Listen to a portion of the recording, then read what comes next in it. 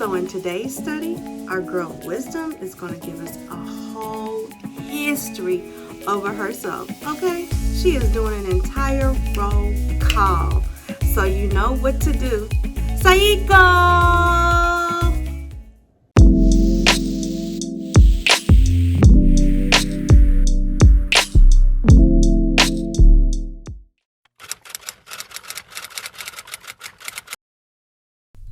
Does not wisdom call out? Does not understanding raise her voice? At the highest point along the way, where the paths meet, she takes her stand. Beside the gate leading into the city, at the entrance she cries aloud, "To you, O people, I call out. I raise my voice to all mankind. You who are simple, gain prudence. You who are foolish, set your hearts on it. Listen, for I have trustworthy things to say. I open my lips to speak what is right. My mouth speaks what is true, for my lips detest wickedness. All the words of my mouth are just. None of them is crooked or perverse. The discerning, all of them are right. They are upright to those who have found knowledge. Choose my instruction instead of silver, knowledge rather than choice gold. For wisdom is more precious than rubies, and nothing you desire can compare with her. I, wisdom, dwell together with prudence. I possess knowledge and discretion. To fear the Lord is to hate evil. I hate pride and arrogance, evil behavior and perverse speech. Counsel and sound judgment are mine. I have insight, I have power. By me kings reign, and rulers issue decrees that are just. By me princes govern, and nobles, all who rule on earth. I love those who love me, and those who seek me find me. With me are riches and honor, enduring wealth and prosperity. My fruit is better than fine gold. What I yield surpasses choice silver. I walk in the way of righteousness, along the paths of justice, bestowing a rich inheritance on those who are making their treasures full. The Lord brought me forth as the first of his works, before the deeds of old. I was formed long ago, at the very beginning, when the world came to be. When there were no watery depths, I was given birth.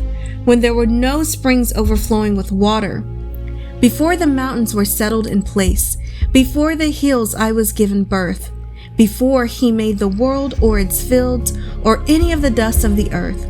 I was there when he set the heavens in place, when he marked out the horizon on the face of the deep, when he established the clouds above and fixed securely the fountains of the deep, when he gave the sea its boundary, so the waters could not overstep his command. And when he marked out the foundations of the earth, I was constantly at his side. I was filled with delight day after day, rejoicing always in his presence, rejoicing in his whole world and delighting in mankind. Now then, my children, listen to me. Blessed are those who keep my ways. Listen to my instruction and be wise. Do not disregard it. Blessed are those who listen to me, watching daily at my doors, waiting at my doorway. For those who find me find life and receive favor from the Lord. But those who fail to find me harm themselves. All who hate me love death. Let's go ahead and take a closer look into Proverbs chapter 8. I want to go ahead and dig into the definitions. In a previous study, we've gone over wisdom, but I just want to bring it back because wisdom is at the forefront of this study. So wisdom is a noun, and it is the ability to make good judgments based on what you've learned from your experience, or knowledge and understanding that give you this ability. Favor is a verb. It's a special privilege or a right granted or conceded. It means to show partiality toward. And just is an adjective meaning morally right and fair. Let's go ahead and take a deeper dig into the definitions. Let's go ahead and talk about wisdom. Wisdom is judgment based on experience, and it's actually a spirit that witnessed creation. We'll dig deeper into that in a moment.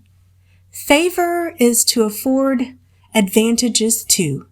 It can be deserved or gained. Now let's dig into that a little bit deeper. Favor differs from grace, as there's nothing you can inherently do to obtain grace, nor do you deserve it. However, with favor, you can do certain things in your life that can make God say that you deserve this favor that He's placing on you, or that you've earned the favor that He's giving to you. Let me break it down and give you an example. You are constantly seeking God's heart daily, multiple times a day, with no ulterior motive besides you just really want to get to know more about Him. Or anytime you find someone in need, your first thought process isn't to brush them off, but to try to figure out what resources are available to help them. That can cause the favor of God to be on you. Let's break this down even further. So let's say that a mobster, is doing mobster things and gets into an altercation and is shot at 5 times, and all 5 shots miss this mobster. That wouldn't be considered favor. That's actually God's grace. Okay, so let's go ahead and do an example of favor. Let's say that you are on your way into your shop. You are unlocking the door, about to walk in, and someone jumps up from behind, places a gun in the small of your bag, and tells you to proceed inside. They're saying this is a stick-up. You are being robbed. Give me all of your cash. You say, I don't have cash because of situations like this. Most of my Patreons use card, credit, debit of some form. So the person says, well, then I need for you to go to the ATM. And you in turn say, I'm not going anywhere with you. In that instant, they raise the gun, place it to your head, and pull the trigger. But when they pull the trigger, nothing happens. It jams.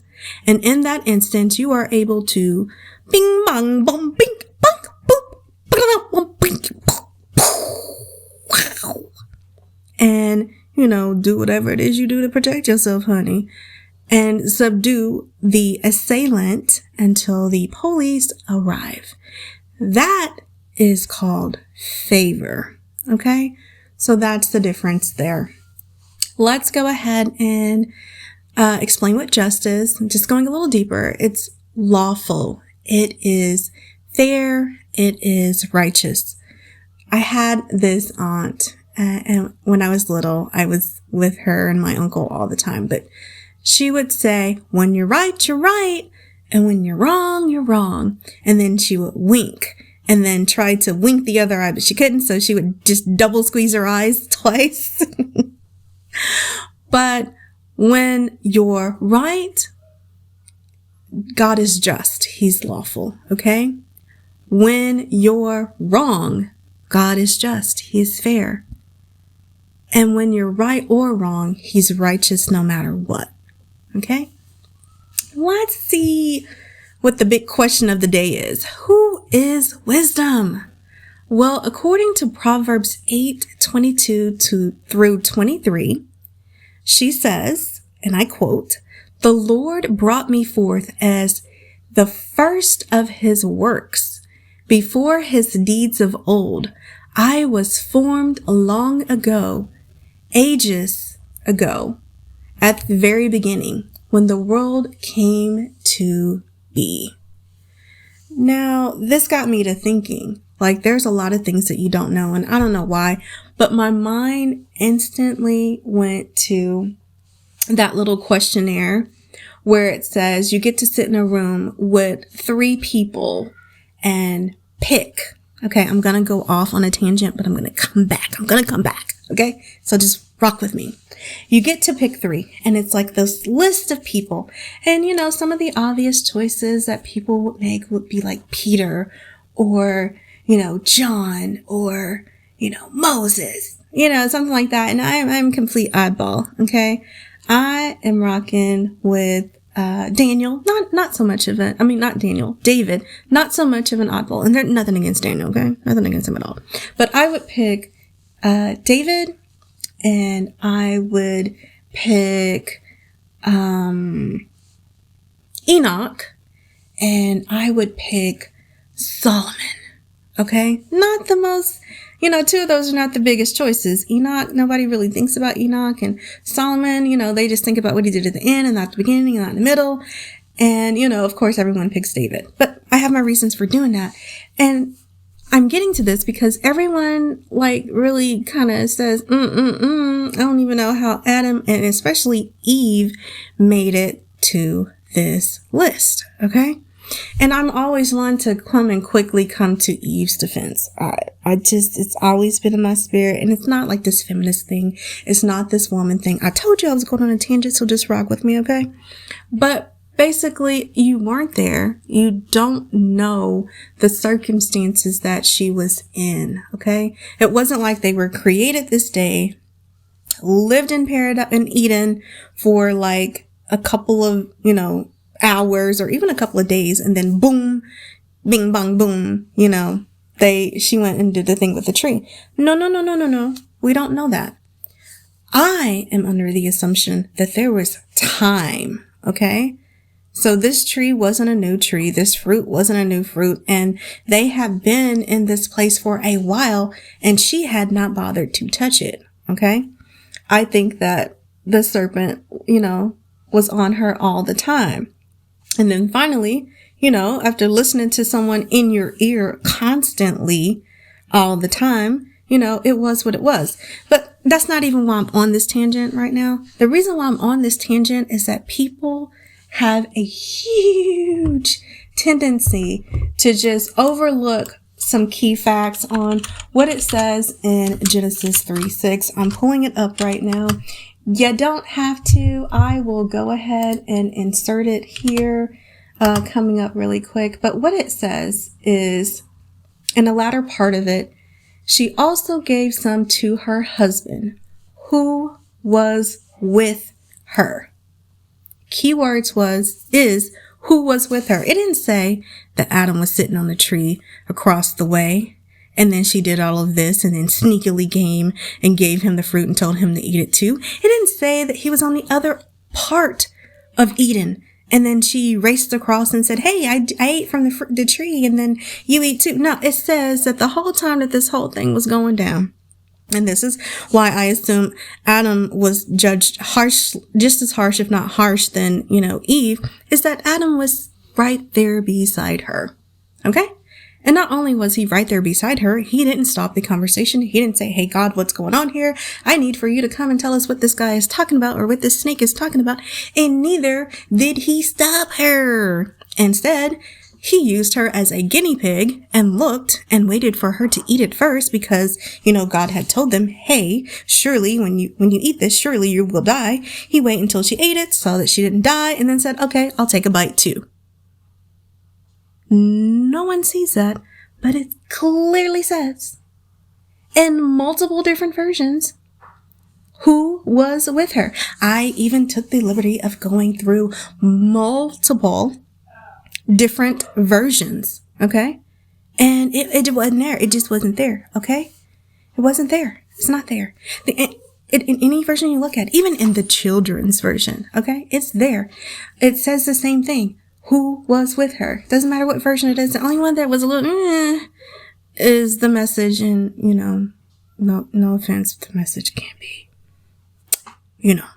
It says it the way it wants to say it, so it doesn't surprise me that it's not there. But all of your main ones, even in the Jewish Bible, it says who was with her. Okay, off my tangent, back to where I was going with this. I would choose Solomon.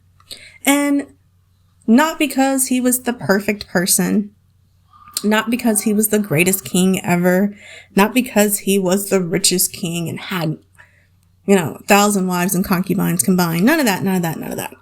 But it's because he got something that not anybody else got. And I want to know. I want some of that. What is it? Ding, ding, ding, ding, ding, ding. If you haven't got it by now, it's our girl, wisdom.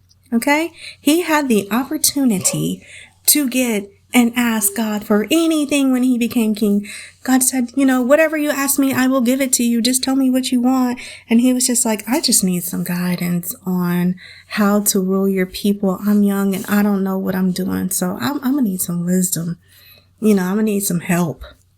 And God was just like, what?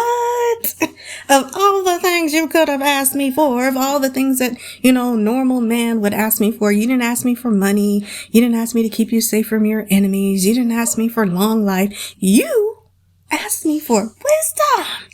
And wisdom was in the background saying, yes, yes. Okay. So not only did he get that, but he was allotted to be the wisest man that had ever walked the earth. We're not talking about Jesus. We're talking about humans, just humans, not God in man form. We're talking about the wisest man. And he said there will not be anyone after him to be as wise.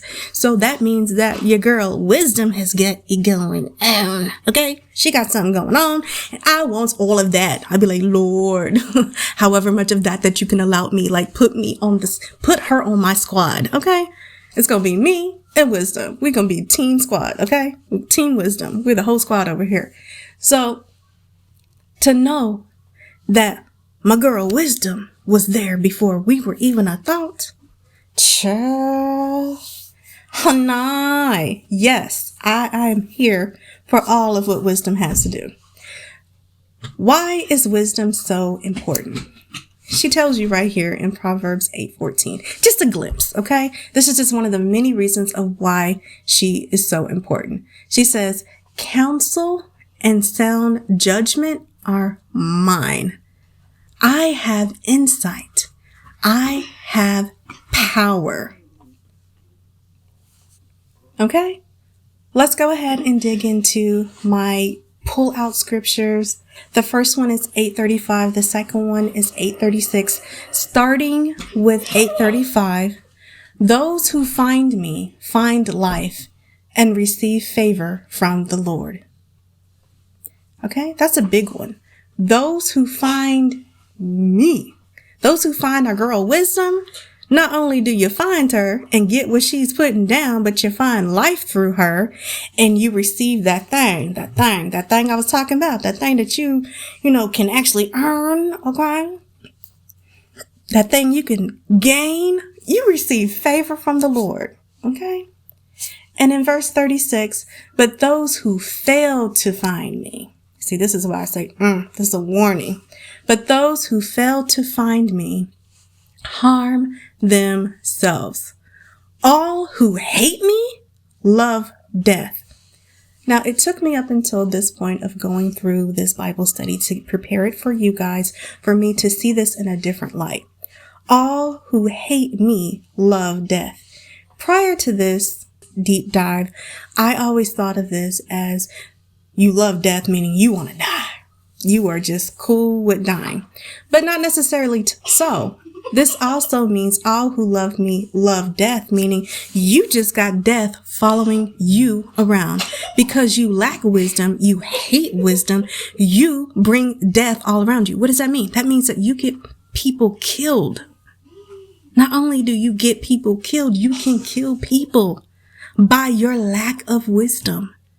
That's important. And let's go ahead and segue into our real life examples and keep that at the forefront of your mind when you're thinking about favor, when you're thinking about people that bring death around them or just invite death on themselves. Okay.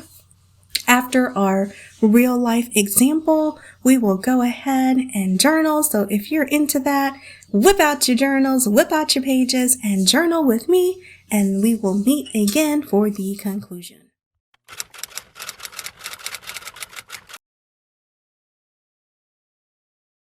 just pumping diesel into his car, minding his own dang business, when these guys are going to come up and a bunch of them pile out to rob him. And when he sees that happening, he just decides to pull the diesel pump and get after it on these guys. Now, the one on the right there actually looks like he had some kind of a tool, maybe even a gun in his hand. Didn't matter. He hosed them down and they decided they had better things to do with their day. Oklahoma's own News 9 starts now. Good evening, glad you're with us. A Metro dad takes down a jogger who police say is much more than just a man out for a run. Investigators say he's a pastor and is now jailed on a child sex crime complaint. News 9's crime tractor Jennifer Pierce live at police headquarters with this disturbing case. Jen. Lacey, police arrested 33-year-old Michael Coghill for lewd acts with the child. Now, the victim's parents told police they caught him in the act. Residents in this neighborhood near Southwest 36th and County Line Road are still in shock. There's hardly any words that are camera appropriate because it's just a sickening. Lisa Ward's daughters wait at the same bus stop where a 9-year-old boy reported he was inappropriately touched by a man. The man, now identified as 33-year-old Michael Coghill. According to the police report, Coghill lives in a community nearby, and residents say he's a minister at a church in Mustang. I just thought he was a runner in the neighborhood. The victim told his parents Coghill ran by his bus stop several times and touched him in a way that made him uncomfortable. And he knew the time he would be there every day. That was like the most hardest part, the most just disgusting part. On Wednesday, the boy's father waited in his car to see if Coghill would return. While he was watching the school bus stop, our suspect actually ran by him, ran past the school bus stop where the children were waiting, turned around, came back, and stopped at the school bus stop where he touched the child. The victim's father ran after Coghill and tackled him to the ground. When police showed up, the suspect had visible injuries to his head and face. And he was in the cop car, bloody. Police ask if anyone else has information that could help the investigation to let them know. If we have any more victims, we encourage them, if they know something, to say something and come forward. You're watching what authorities say is the attempted kidnapping of a 6-year-old little girl. She's okay because she did everything right, screaming as loud as she could, causing the creep to let go. And wait till you hear how Dad chased down the bad guy. Megan Alexander has details. It's the terrifying moment that a creep grabs a 6-year-old little girl and allegedly tries to kidnap her. Little Kennedy Nash was doing her chores, taking out the trash, when the man walks up and inappropriately touches her. He starts to walk away, then turns back, takes hold of the child, and apparently tries to haul her away. The little girl lets out a blood-curdling scream and runs back inside. Today, her parents, Ricky and Mandy Nash, are giving full credit to their brave daughter. How proud are you of your daughter and her quick thinking? Yeah, she was super brave. She listened to what we have taught her and what she's seen on TV. And, you know, she screamed and she got away, thankfully. Little Kennedy recorded this heartbreaking video about her frightening ordeal. I was taking the garbage out. This guy walked over me and then he held my hand and took me. And I screamed and ran inside, started crying. After Kennedy ran inside, Dad Ricky knew he had to take action. I went after him like he still had my daughter with him because I didn't want him to go out here and do something to another kid. That's Dad Ricky Nash in the Silver Saturn, looking for the man who was on foot. Nash finds him hiding at an auto body shop down the street in Hamilton, Ohio, and calls police. He's trying to hide in between cars from me. Nash is now out of his car, confronting his daughter's alleged kidnapper. Police arrested Derek McPherson and charged him with abduction and inappropriate touching. New tonight, a booking photo of 21-year-old Jayana Tanae Webb, charged with multiple felony counts of murder in the 3rd degree, homicide by motor vehicle while under the influence, and manslaughter in the deaths of Pennsylvania State Troopers Martin Mack, Brandon Siska, and a pedestrian. The crash happened Monday around 1 o'clock in the morning on I-95 South near the stadiums. Jana, did you drink that night? Earlier today, Webb was escorted out of Troop K, wearing the handcuffs of the troopers she allegedly hit and killed while under the influence, with a blood alcohol level twice the legal limit, according to sources. How much had you had to drink that night? A Twitter page with the handle Tanae_J includes a post from January that reads, quote, "If you ask me, I'm the best drunk driver ever." Families upset tonight after a 53-year-old woman was forced to shoot a man who police say was trying to rob her. It happened at a food truck around 1 o'clock this afternoon in Southwest Houston. KPRC2's Candace Burns has more from the victim's family. This is devastating to us. Derek Howard and his mother-in-law Jacqueline stand together in strength as homicide investigators work around their family business. Hours before this active scene, they say Derek's mother was with another employee preparing to start the day in their food truck, Elite Eats, located in the 14,500 block of Main Street. Police say a man with a gun tried to rob her through the window, but the family says his gun jammed. Thank God, because she's a godly woman. That's why that gun jammed.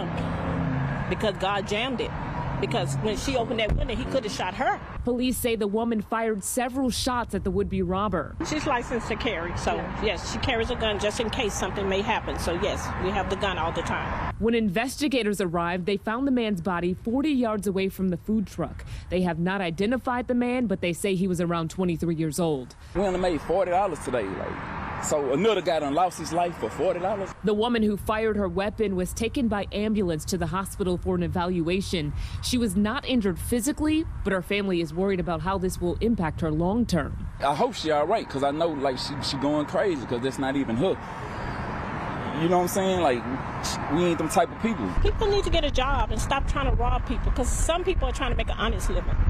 The family says the woman involved in today's incident is a vital part of their business, and they're very concerned about her well-being. Police say a self-defense case like this is typically referred to a grand jury for investigation. In the newsroom, Candace Burns, KPRC2 News.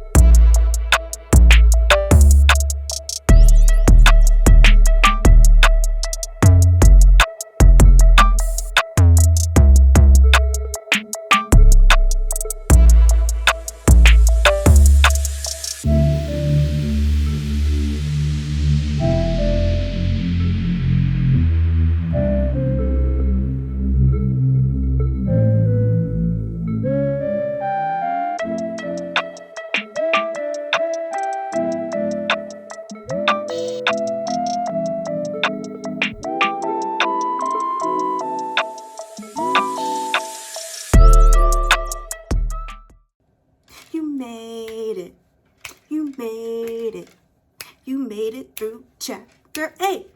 Hey. Anyway, our girl Wisdom was not playing around. She said, put some respect on my name, honey. She was like, if you want to kick it with me, I will show you lavish. I will show you luxury. I will show you what life is, okay? She's like that Farmers commercial.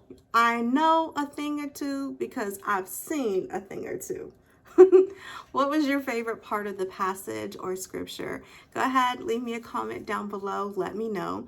If you were able to journal with me, go ahead and share it with me. Tag me on Instagram and use the hashtag journal with me. If you like this video, hit the smash, chill. smash the like button for me. And if you haven't subscribed already, go ahead and subscribe. Until next time, shalom and matane.